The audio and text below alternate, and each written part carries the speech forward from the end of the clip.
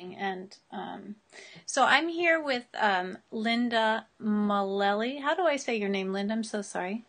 Mullally. Mullaly Hunt. Yep. Author of One for the Murphys, one of my favorite books, as you can tell from all the sticky notes. I started out my summer reading three of the most heart-touching books. I just made up my own word. Heartwarming books, and this is one of the ones that really stuck with me the most. And so I asked Lynda if she would talk with me today in preparation for my Nerdy Book Club blog post to ask you some questions that I've never seen anyone else ask you. So, Well, thank you, Joan. I'm honored to be here. Thank you very much for asking. I appreciate that you're letting me kind of get into the heart and soul of Carley, because I think that we often think about, asking authors, why did they write this book, and what kind of inspired it. And for me, connecting to the perseverance and strength and resilience of Carley was really what made me keep thinking about the book. So my first question was kind of about why did you write about Carley as a 12-year-old, and how did she call to you? How did you know she was going to be a 12-year-old and not a 9-year-old kid in foster care?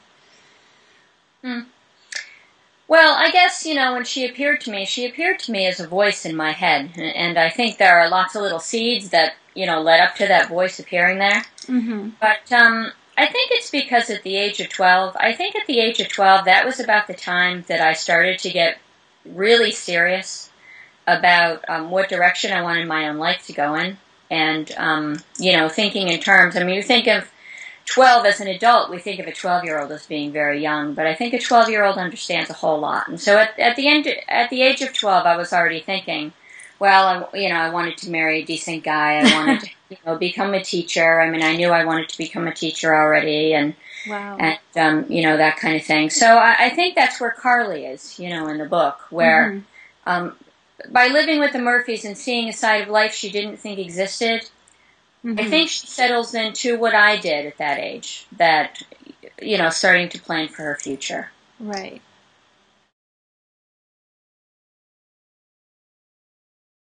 What do you think of being a foster parent, and did you talk to foster parents while writing this book?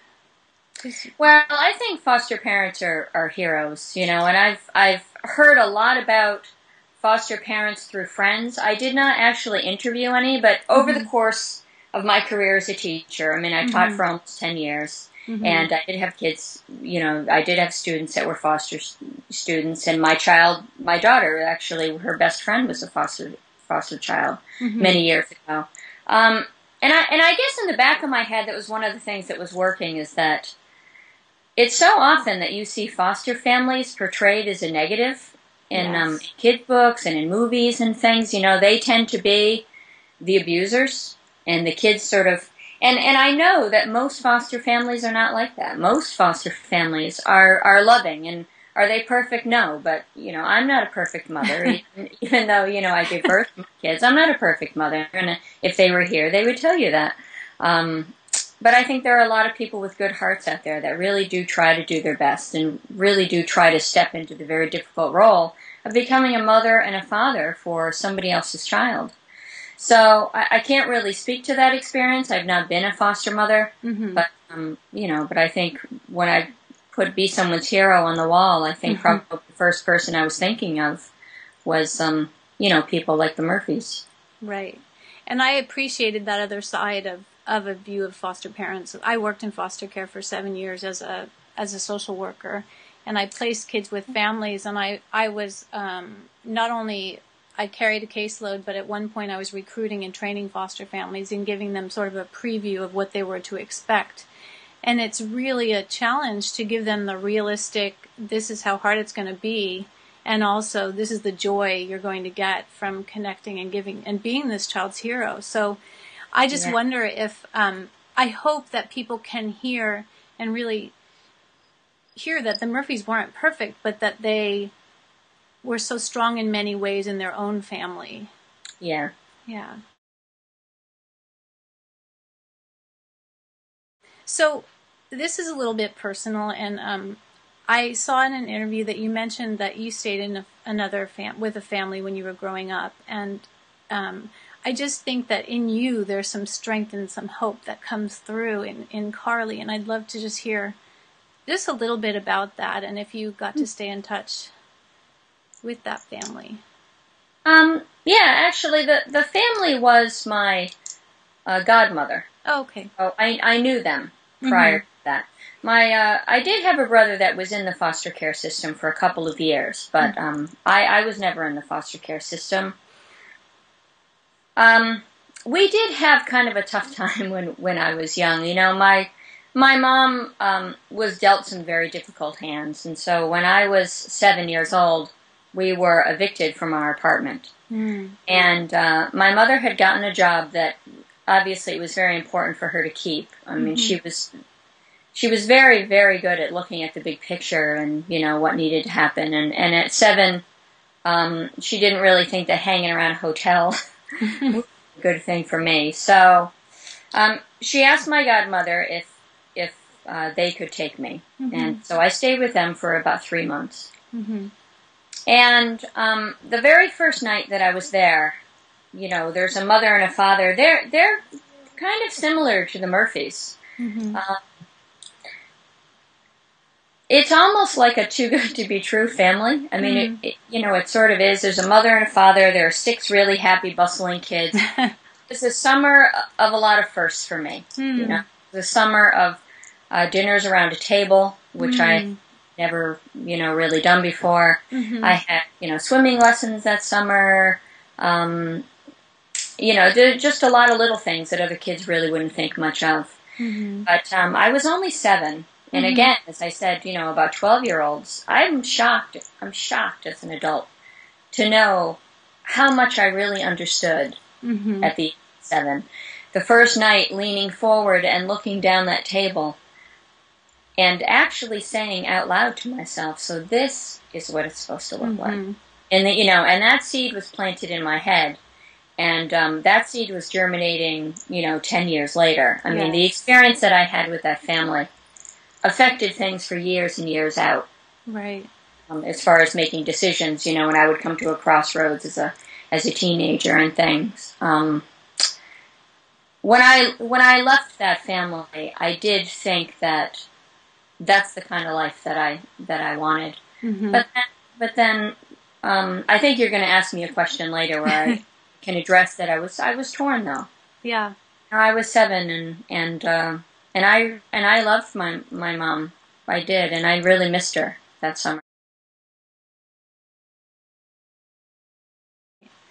I really appreciate that, and I think that we underestimate kids' insight and wisdom when it comes to those kind of things. I remember going to a home visit, and this little 4-year-old was sitting on the couch, and she had just been placed there the day before, and she's looking around, and she's like, this isn't going to last. I don't live in a place like this. And as so sad as that was, it was her truth. I mean, this is a 4-year-old. So I think at 7, you had this experience that transformed the way you thought about the concept of a family. And I'm sure that trickled later on and recycled in your mind. And so I really appreciate you sharing that. Well, you know, that's where Carley came from, and that's the truth. So, you know, my greatest wish in being an author and writing a book like one for the Murphys is that, you know, I really hope that it will help kids. I didn't think lightning would strike, but when I sat down and I wrote it, and it was honest. I mean, there were no emotional filters. It was honest. You know, and so I am honest when I go out and I talk to kids in schools about where it came from and, you know, those feelings. Because a lot of kids out there, and they don't have to be foster children. No, they don't. I think there are a lot of kids who live in intact families that sometimes, you know, feel the way that Carley does. And I think it's helpful for kids to know that they're not alone, to find a friend, even if it's only in a book. To help them understand themselves a little bit more, I think is very valuable. And I think you're helping. I think you're helping not only kids, but I think you're helping adults who are struggling with their own resolution of their childhood experiences. Because I think that for me, the book, the reason why it calls to me is because it helps me re-examine my own childhood. You know, I was in a family of 5 and it was nowhere near perfect. And we all turned out, you know, broken and okay at the same time with really high expectations for ourselves. So I think that when you write a powerful, honest message, it not only connects to kids, it connects to the people who share these books with kids. And I love the way that you showed Carley's inner battle, and we'll talk about that in a minute. But as you think about books or characters from books when you were growing up, was there a strong, resilient character that you can think of who was your favorite? Well, I really liked Meg in A Wrinkle from Time. A Wrinkle in Time. I remember thinking as a kid, when she says that she feels like she's different from everybody else, that really struck me. I remember being, I don't know, I couldn't have been any older than 9 or something like that, thinking, wow, that's how I feel. But for some reason, The K by Theodore Taylor really grabbed a hold of me. And when I read that book, I mean, I would go to the last page, and I would go back to the first, and I read it over and over and over and over again. And I think, you know, I liked Philip, the boy. But it's really Timothy, the adult, that I was really fascinated with. I think and you know, as I was thinking about this, I see parallels between Timothy and Philip from The K and One for the Murphys. You know, Timothy is a black man who ends up on a raft with Philip, who is a boy who's about 9 years old during World War II, and he's prejudiced. He's been told his whole life that somebody like Timothy is somebody to be avoided. Right. Story of, you know, preconceived notions that we have that we find are completely wrong. Well, geez, I mean, there's so many characters in Murphy run across that. Right. You know, Timothy completely just gives of himself to care for Philip.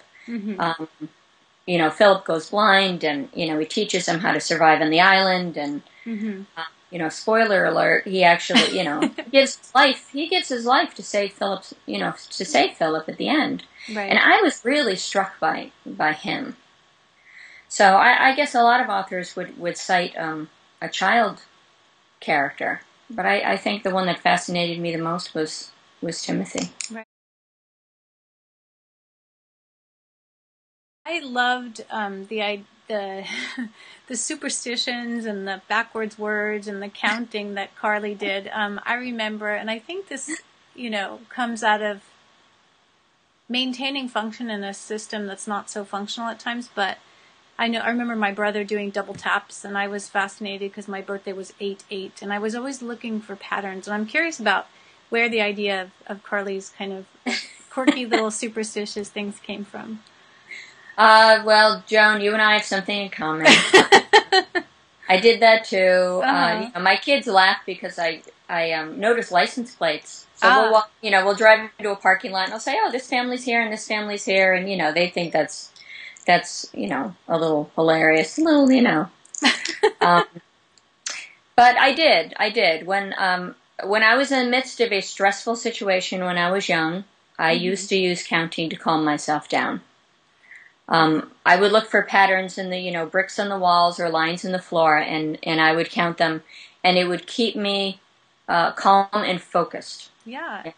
You were actually practicing mindfulness and resilience techniques that people use formally. I think. Yeah, I guess. Yeah. It was funny. One of the, I think in life there are very few true, like, forehead slapping moments. You know, the book had already been signed on with an agent and was already under contract with Penguin when I realized that the last 4 letters in Julie were You Lie. Oh, wow. I mean, it was not that far from going to press, and I looked at the name and like, oh, I can't believe I did not see that before. Oh, wow. And Dennis actually used to have a different name, but driving down Route 6 in Cape Cod, I saw a sign that said Entering Dennis, and I read it backwards. And saw Sin and thought, oh, well, I'll have to change his name when I get home. Wow, yeah. I've always done that. I've always played around with words, and a little interesting side note, some things that are going to come into my second book entitled Alphabet Soup, is that when I came into school, I was placed in the lowest reading group.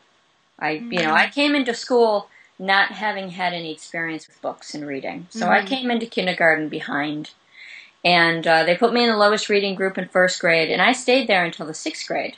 Wow. And I think part of the reason why is that, well, I was bored, so I would have contests with the kid next to me in my own mind and say, well, let's see if I can read these words in alphabetical order before he can read them, But the problem with that is when the teacher would come to me and ask me questions, right. I couldn't answer the question. So I stayed in that low. But that's what I was doing. I was playing letter games. I was looking at words and timing myself to see how many other words I could make from it and things like that. So I kind of shot myself in the foot there. Well, not really, because now you're an author. Yeah, that's true. So,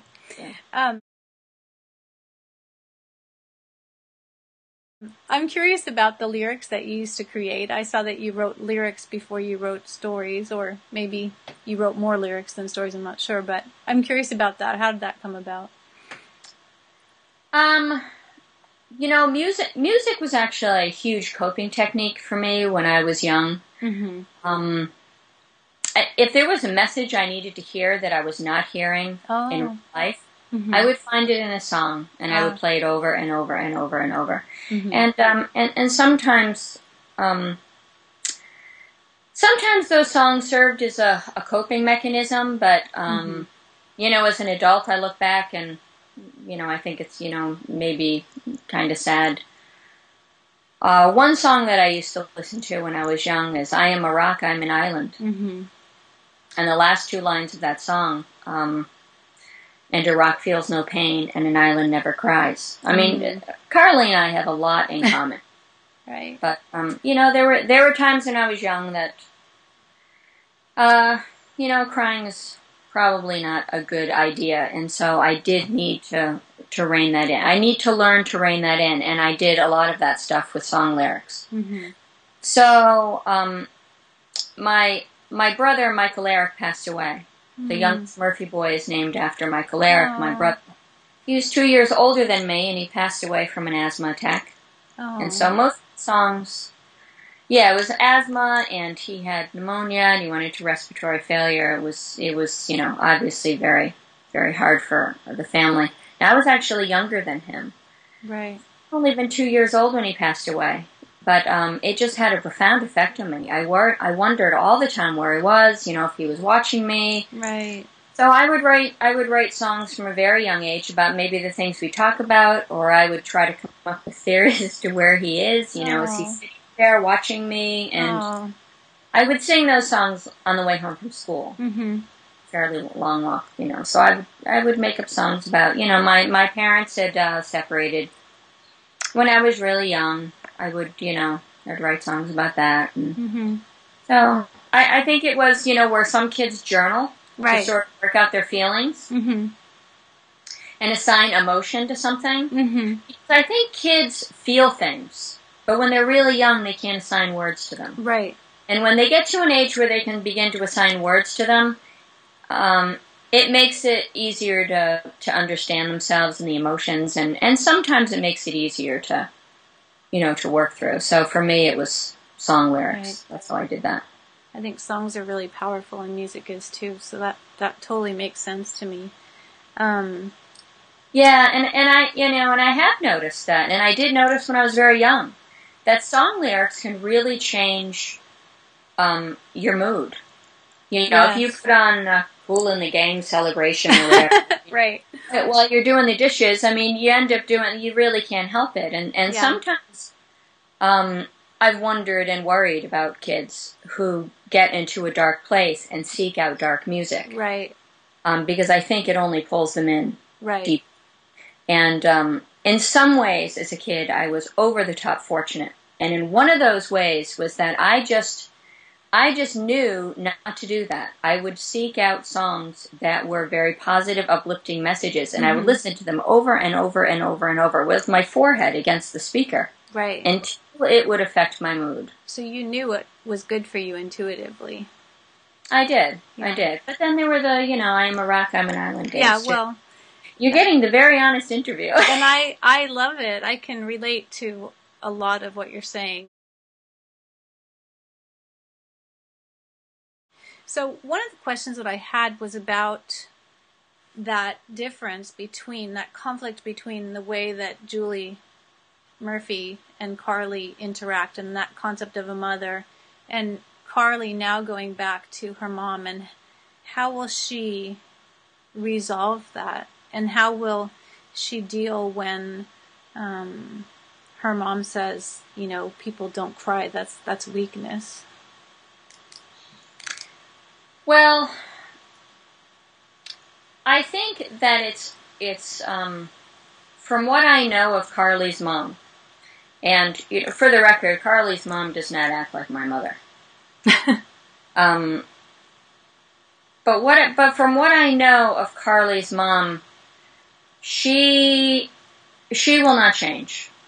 Right. Mrs. Connors is going to be Mrs. Connors. Right. In fact, in the original draft, when Mrs. Connors has that last conversation with Carley, and she's saying that they're going to, leave and they're going to head back to Las Vegas. Right. She says, "Oh, I met this guy Bruce. He's a really great guy." And and Carley backs up against the wall and saying, "Wait, you met a guy?" And right. Here we go again. You can imagine where her mind would go there. Right. My editor and I had a long talk about that and thought, well, maybe her losing the Murphys and Toni and Lynda, maybe that's enough for the poor kid, right? So we pulled him out. Right. But in my mind, that's who Carley's mother is, and that's who she probably will remain being. I think that the experience with the Murphys, though, has given Carley a compass. Mm-hmm. She has come out of that experience with a completely different view of what her life can be. Yes. And one of the things where I thought I don't think I hit the reader over the head exactly, but one of the very last things I added was the chapter where Carley asks Mr. Murphy, "Who do you decide to save in a fire?" Yes. That was intended to be, her thinking about, what kind of power would she really have, being able to do that. Right. And that was because I was a Red Cross lifeguard when I was in college. And they always told us the number one rule is to save yourself first. If you swim after somebody in the middle of a lake who's drowning and they're hysterical, if you approach them, they'll take you down with them. Right. They won't do that, but adrenaline takes over and fear and, Right. Keep your distance. You keep your distance. And I've heard of several stories of people who are drowning that have followed the lifeguard all the way back to shore, just because of the adrenaline. Right. So that idea of save yourself first. So I think I added that last line. Then Toni comes to the door and rings the bell, and that last line was one of the last things I added to the book, where I just had her spell it out and say, well, and I'm thinking about that conversation with Mr. Murphy, and I'm thinking maybe maybe I'm supposed to save myself rather than my mother. Right. I think it's sad. And I did that when I was a kid. You think you can save your parents? Oh yeah, of course. From their own pain and you can't. You can't when you're 12. No. I mean, it's hard to do that when you're 25. Carley's going to leave the Murphys with a focus on creating a good life for herself. Right. And so her mother may change and she may not. But I don't think in the big picture that's going to matter. Do a good job early on in showing Carley's brutal honesty when she confronts her stepfather, and in that scene where she's running around the table and he's chasing her. I mean, she just lets it all come out. She's not afraid when she knows that she has a plan to kind of show what's going on. She thinks she's going to show her mom what he's made of, and so I thought of that as well when I thought of her later on. She's not going to necessarily back down when her mother says, don't cry. She might be strong enough to be able to cry. Yeah, I think sometimes kids that are savvy understand that to battle with your parents over something like that is really I don't know. I guess for me it was kind of a waiting game. Mm-hmm. And I don't And I don't mean to, I'm really painting my childhood as this really horrendous. No, you're not. It really was, and it really wasn't. It wasn't. My mother had a lot of really fantastic qualities. And as an adult looking back on it, she was depressed. It was one horrendous thing after another. I had 3 older siblings. My brother Ricky in particular was very good to me. He was a father, he was a mother, he was a brother, he was a friend still, So I was very fortunate there. Like all good book characters, nobody's pure good or pure bad. I'm not, right. Like all of us, right? Yeah. And I loved Toni, and I think it was very funny how she accuses Carley of being like everyone else. I just thought that irony was just so great. So how did Toni develop, and did she speak to you in the same way, or did Carley tell you about her? How did that happen? I haven't heard a lot of other writers say this. I think it sounds a little nutty. Well, the whole thing about somebody talking to you and then you taking that and writing with it, because I have characters talking to me, so it's okay. We're all a little bit delusional.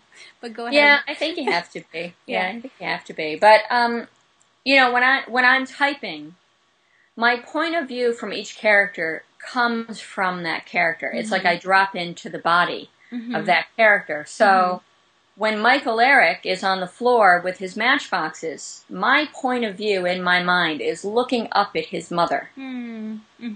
So it's funny because like when I, quote unquote, drop into Toni, I would learn all kinds of things about her that, aren't even in the book. And one shocking thing is that I went into writing this book as an absolute diehard Red Sox fan. Could not, could tear down the Yankees with the best of them, but, I just have really grown to love Toni Byers. And I know what it's like to be a Yankees fan now. It's just, my apologies to all my Boston relatives. That's so great. I have to say, I find it a little harder to hate the Yankees now. So it's just sort of, I found with all the characters, I think going into the book, I knew Carley and Mrs. Murphy immediately. I knew I just knew them immediately. Toni took me a little bit longer, but it's sort of like when you meet somebody new and you go out for coffee or you have dinner and you get to know them slowly. That was the experience of getting to know Toni. It was jump-started a bit by going to see Wicked. I did go see Wicked with a friend, who actually took me as a surprise because of the song For Good. And that was stunning to me. I'm never speechless, but I was speechless. Wow. That whole idea of defying gravity and that there are these other things in your life that are trying to pull you down. I think there are a lot of people out there, a lot of kids and adults who feel like Alphaba, who feel like the square peg, who feel like they don't really fit in, with whatever environment they're in. And I've certainly felt like that a lot. And I think most people do. I really do. I think most people feel that way. I think so too. I think, my love of Wicked was sort of poured into Toni, and then I got to know her. When she came out with the line, there were a few things in the book that I did not see coming. That I did not know till they came out of my fingertips. And one of those things was flashback we talked about with Carley and Dennis. Right. When that last line came out of that flashback, I didn't see it coming. I literally jumped back. My chair hit the window frame behind my chair. Wow. I jumped. I was, that's awful. That's awful. And then I get to think, well, actually, from a writing standpoint, it's shocking, but I didn't see that coming. And the other thing that happened that way was when Toni said, I just sometimes feel like, my mother had wanted a different daughter. Like everything in her world is perfect. For me. And I didn't see that coming, but it was sort of when it came, it was like anything I didn't know of Toni prior to that line, everything just fell into place. Right. I just... And and she and Carley shared that, because she Yeah. Carley talks about how her mom's always bringing up things that remind her of herself, not who Carley really is. And I just found it so refreshing to examine a character who has everything materially, who's still so lonely inside and just longing to belong, just like Carley is. So, and I see that in lots of kids that I meet. I've worked in all types of populations, from, a neighborhood with a crack house on the corner to very, very affluent families. And so we all have our need to belong and to want to feel like someone understands us. That's universal. Yeah, it's definitely the human connection. Definitely, that's what it comes down to. And as a teacher, some of the loneliest, saddest kids I had were the best dressed in the class. Yeah. So I too thought that was important too. Right. But there are a lot of things in the Murphys about, what things look like and what they really are. Right. So it really fed into that whole theme. Right.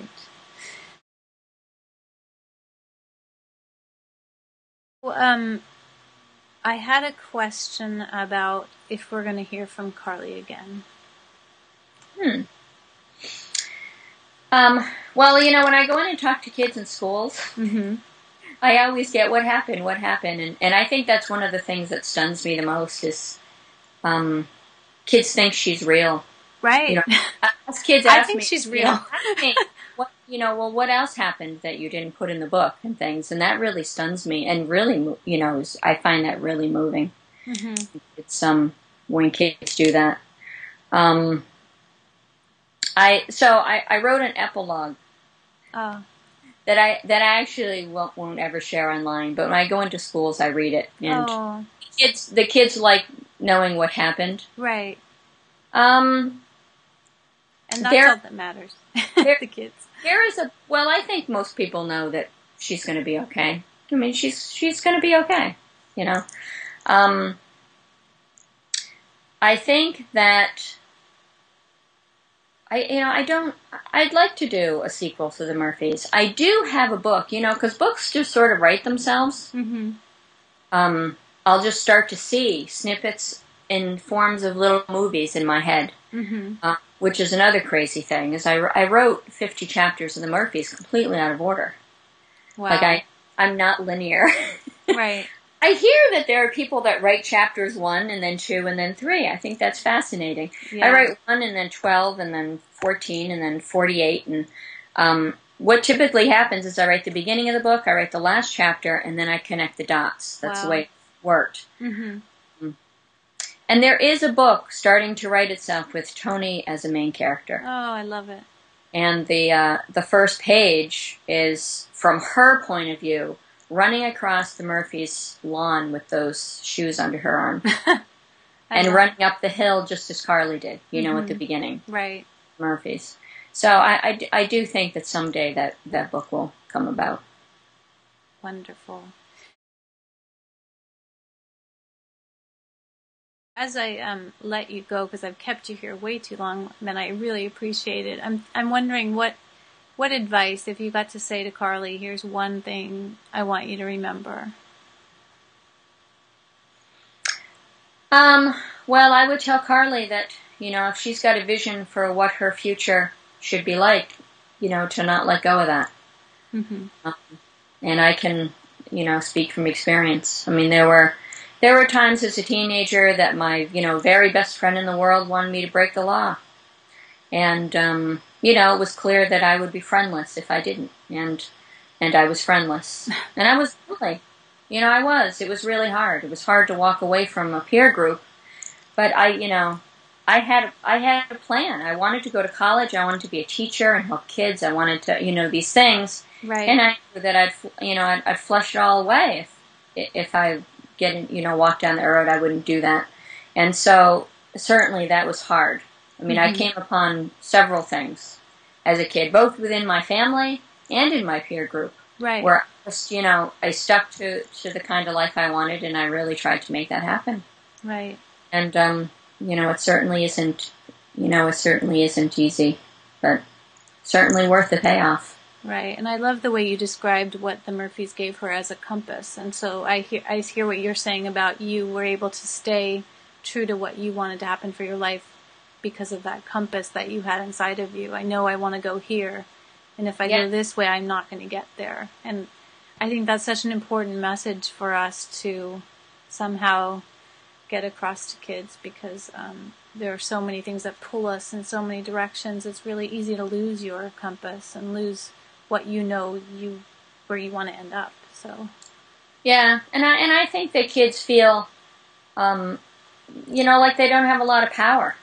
You know, when you're 11, 12 years old, your teachers make your decisions for you, your parents make your decisions for you, and you feel like you don't have a lot of power. And that's sort of like referring back to the waiting game that I talked about. Right. That there is a time. If you're 12 years old, I would say, things are tough. But, there's going to be a time very soon where all the power will be in your hands. Right. And you will have complete control over where your life goes. Right.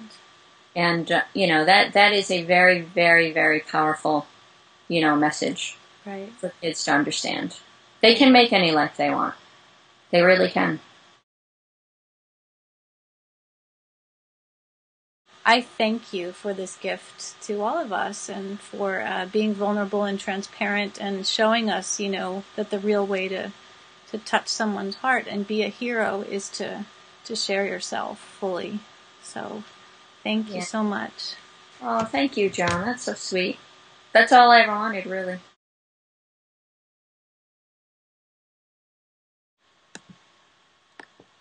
Ooh. Okay.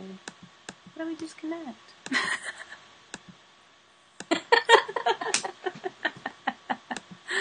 Here we go.